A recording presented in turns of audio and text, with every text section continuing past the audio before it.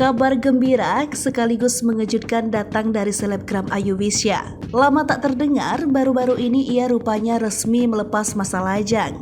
Kabar ini diketahui lewat sebuah unggahan Instagram terbaru di akun pribadi Ayu Wisya. Sosok Ayu Wisya sendiri sebelumnya jadi perbincangan netizen saat sempat saling sindir dengan Dodi Sudrajat, ayah mendiang Vanessa Angel. Namun perseteruan keduanya tak berlangsung lama. Usai berdamai, Ayu Wisya justru menunjukkan kedekatan dengan Dodi hingga sempat membuat keduanya dijodoh-jodohkan oleh netizen. Namun bukan Dodi Sudrajat, rupanya ada sosok pria tampan lain yang kini resmi menyandang status sebagai suami Ayu Wisya.